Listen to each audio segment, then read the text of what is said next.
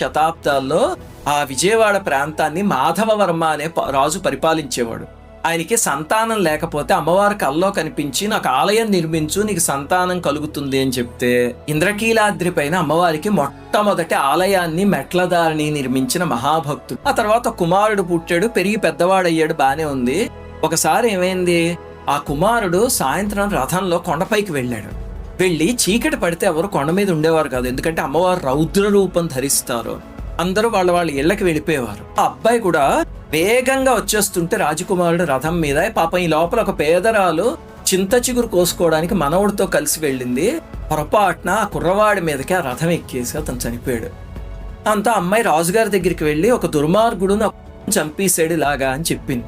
చెప్తే రాజుగారు ఆగ్రహించి ఎవడైనా సరే శిరశ్ఛేదమే శిక్ష అన్నాడు. ఇప్పుడు అందరూ చెప్పారు రాజా చేసింది మీ కుమారుడే అని. కానీ ఆయన ఏమాత్రం చెలించ